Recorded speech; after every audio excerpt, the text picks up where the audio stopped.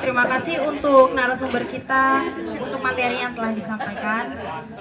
Kan udah ngantuk ya, jadi kita lanjut ke pemateri yang kedua. Nah, jadi untuk pemateri yang kedua ada Bapak Edi Marjoni SAP.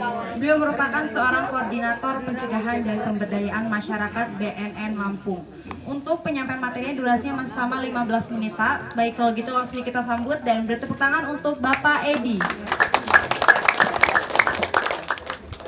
Udah segar semua Bapak dan Ibu sekalian? Kita pantun dulu ya. Bukan kacang sembarang kacang.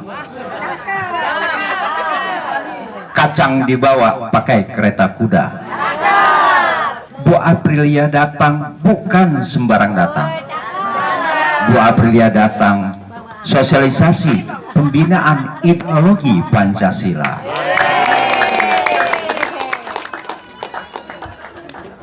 Selamat siang, salam sejahtera buat kita semua. Tapi pun, salam Pancasila.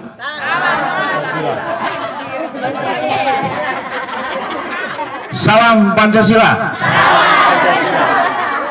Terima kasih.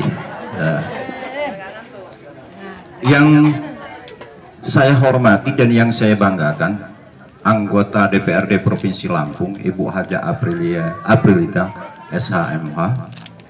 Yang saya hormati Lurah Kelurahan Kaliawi Bersada atau yang mewakili.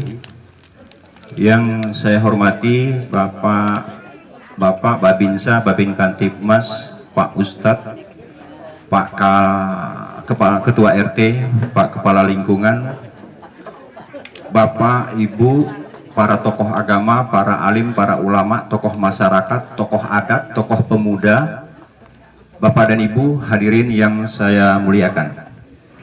Pertama, marilah kita panjatkan puja-puji syukur kehadirat Allah Subhanahu wa taala, Tuhan yang Maha Esa, yang mana atas berkat rahmat dan karunia-Nya jualah pada kesempatan ini kita diberikan kesempatan, kemauan serta kemampuan untuk kumpul memenuhi undangan Ibu selaku wakil kita di DPRD Provinsi Lampung. Kita semua berada dalam keadaan sehat tanpa halangan dan rintangan suatu apapun. Mohon izin memperkenalkan diri, nama saya Edi Marjoni. Pekerjaan saya sehari-hari sebagai ASN di salah satu lembaga vertikal di Badan Narkotika Nasional Provinsi Lampung, dan juga saya tergabung dalam sebuah komunitas PPMP Nusantara, Program Pembangunan Manusia Pancasila Nusantara, dan alhamdulillah saya tergerak atas bimbingan Tuhan untuk menjadi penggiat pembumian Pancasila. Tadi Ibu Hajah sudah menyampaikan masa kecilnya di sini.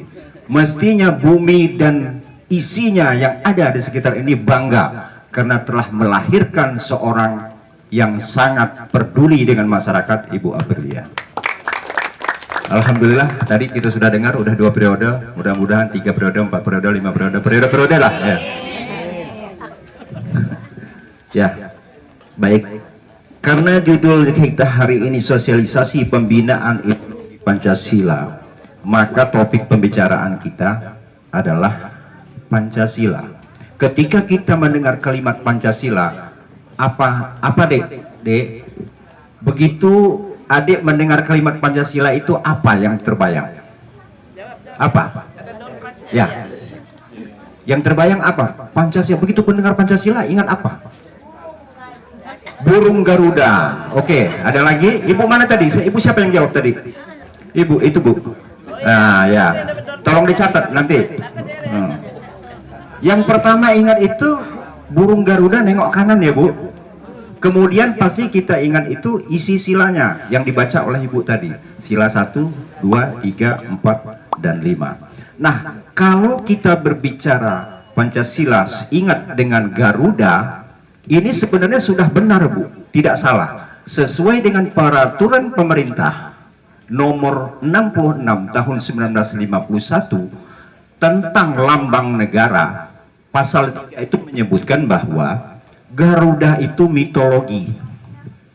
Mitologi, ada yang tahu Bu mitologi apa? Mitologi itu sebuah ilmu bidang sastra yang yang mengandung filosofi, yang memuat tentang cerita-cerita suci, yang diagungkan, yang diikuti walaupun tidak tertulis. Itu yang disebut dengan mitos. Banyak Bu ya, mitos di Indonesia banyak sekali mitos. Kalau ibu lagi hamil, ibu-ibu lagi hamil katanya bawa gunting ya. Kalau maghrib katanya masuk rumah. Itu kan mitos, tidak ada yang tertulis. Nah, mitos tentang Garuda ini ada. Bukan kalau lahirnya Pancasila ini memang 1 Juni. Tapi pembicaraan ataupun sejarah panjang tentang Pancasila ini dari zaman dahulu. Mitos tentang burung Garuda ini tercantum dalam kitab Mahabharata bagian pertama, yaitu Adiparwa. Itu awalnya. Nah, di dalam kitab itu disebutkan bahwa dikisahkan ada seorang begawan yang bernama Kasyapa. Begawan Kasyapa ini punya istri 2, satu namanya Kadru, satu namanya Winata. Dua-duanya tidak punya anak, sehingga Begawan Kasyapa memberi 1000 telur berupa telur kepada istrinya Kadru, kemudian memberi 2 butir telur kepada istrinya yang bernama Winata. Nah, 1000 telur ini tadi menetas, wujudnya jadi ular. Jadi ular mungkin ya, itu yang dikisahkan dengan naga mungkin ya. Karena menurut catatan buku Mahabharata itu, perwujudan ular itu dia sangat pintar, sangat cerdas, dia menguasai segalanya.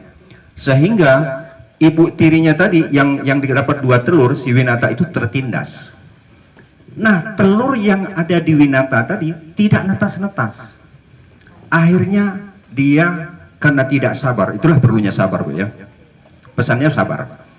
Karena dia tidak sabar, dia tetaskan 1 butir telur. Netaslah satu butir telur itu menjadi burung kecil yang prematur, tidak punya kesaktian apa-apa, tidak bisa membela ibunya, yang namanya prematur. Akhirnya dia tunggulah 1 butir telur yang kedua tadi, dia jaga, dia rawat sesuai dengan hukum alam. Dia menetas dengan sendirinya. Begitu dia menetas, jadilah seekor burung yang disebut Garuda.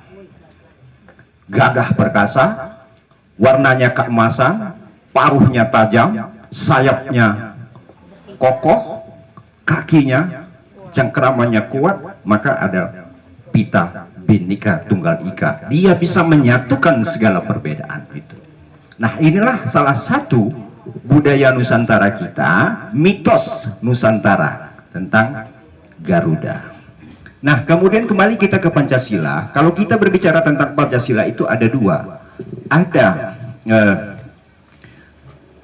Pancasila sebagai Pancasila dilihat dari sudut pandang ada 2 gini, statis dan dinamis. Nah, kalau statis bukan urusan kita, Pak, Bu. Ya, Pancasila sebagai statis itu bukan urusan kita.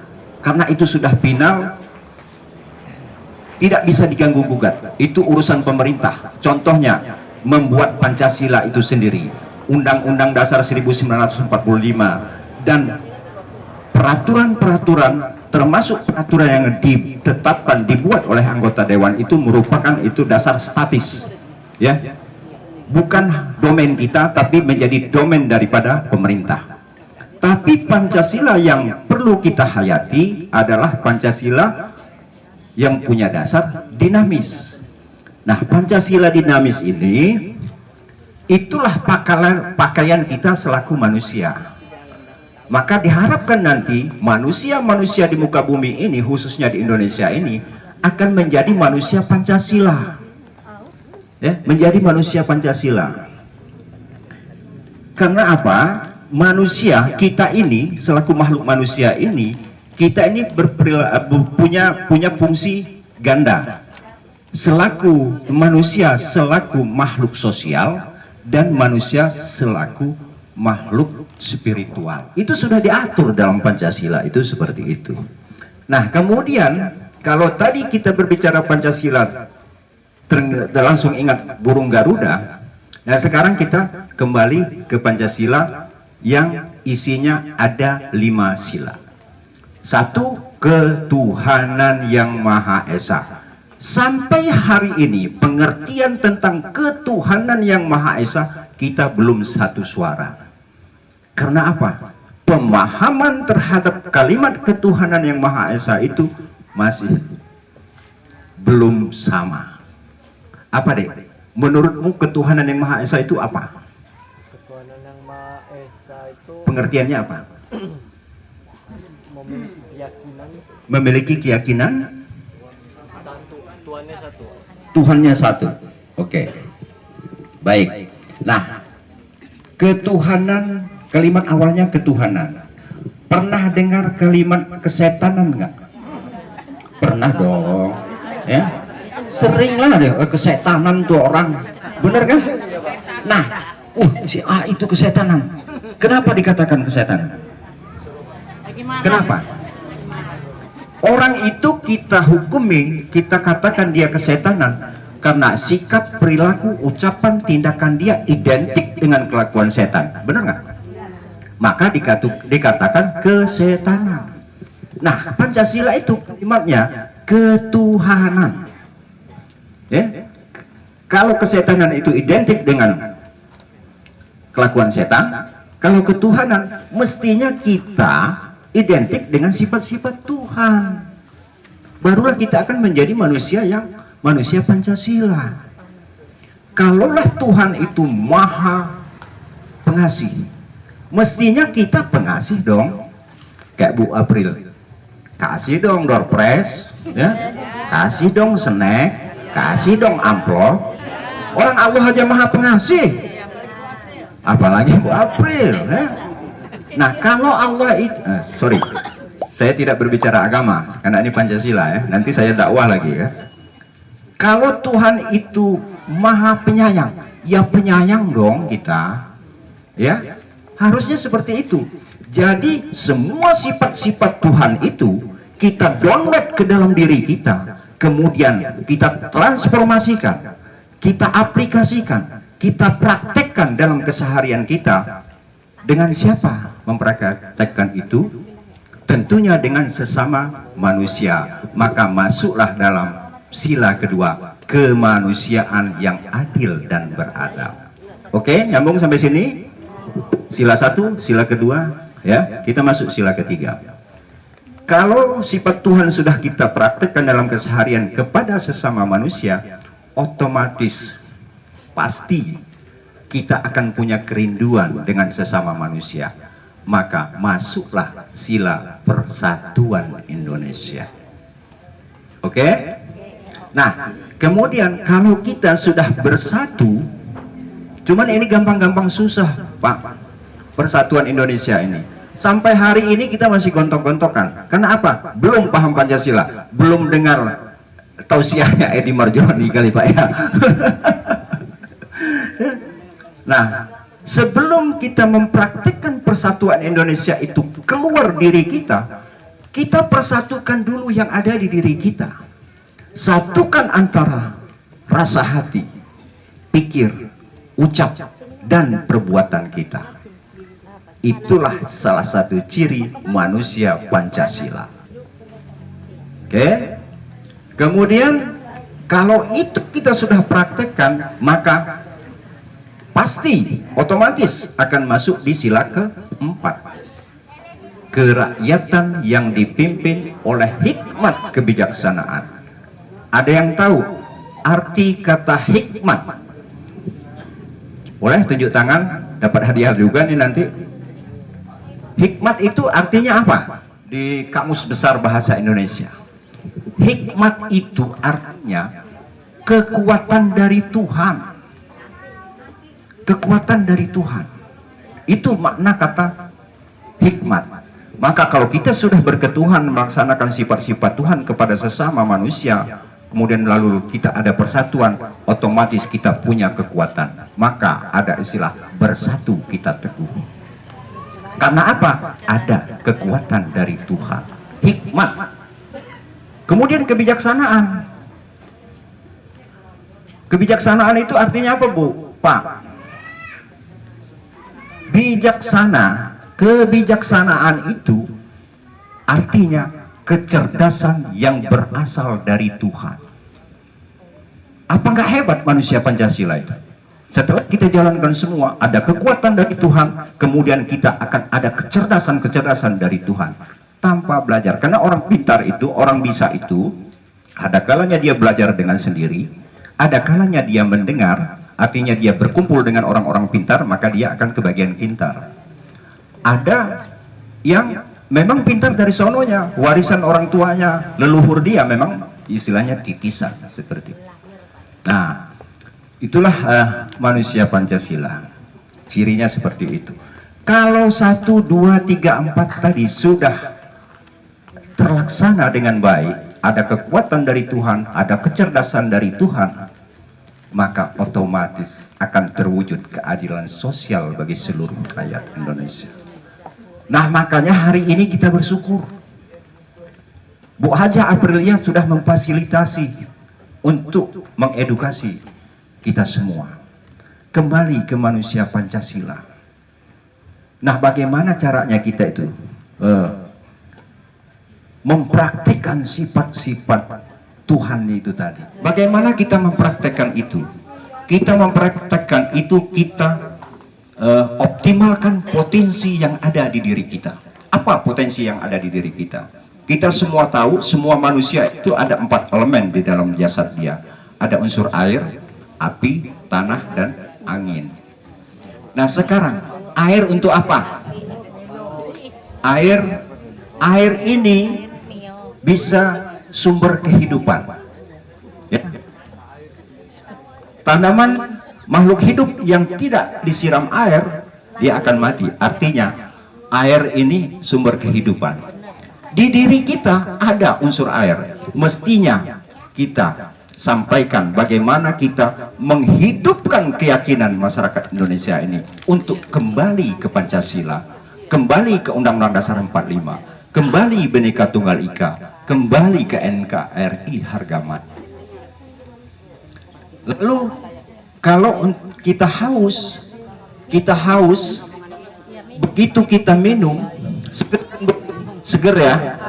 Nah, kita, bahasa kita, cara penyampaian kita, komunikasi kita, sosialisasi kita, kehidupan sosial kita sudah menyegarkan apa belum? Jangan-jangan saya sangat sedih kalau saya datang, Edi Marjoni datang ke sini, masyarakat bubar, nggak menyegarkan, nggak ada faedahnya katanya kan. Artinya apa? Komunikasi kita itu bagaimana membuat orang itu jadi segar, ya. Keimanannya jadi segar. Kemudian air juga sebagai alat pembersih untuk mencuci, ya Bu, ya. Nah, kita sudah aplikasikan belum supaya kita menjadi manusia yang bermanfaat? Kita sudah pernah belum membuat orang yang tadinya bejat moralnya, dia terangkat menjadi insaf, Pak Ustadz? Ini tugas Pak Ustadz ini, ya. Artinya apa? Kita sumber potensi air yang ada di dalam diri kita itu kita manfaatkan. Barulah kita menjadi manusia yang bermanfaat. Mudah-mudahan kita semua menjadi manusia yang bermanfaat, menjadi manusia-manusia yang unggul. Manusia unggul itu apa? Manusia unggul itu manusia yang banyak kompetensi dan banyak memberi pertolongan, memberi manfaat untuk kebaikan. Sebagaimana yang kita lakukan hari ini, semoga menjadi amal bagi kita semua. Demikian, salam Pancasila. Terima kasih.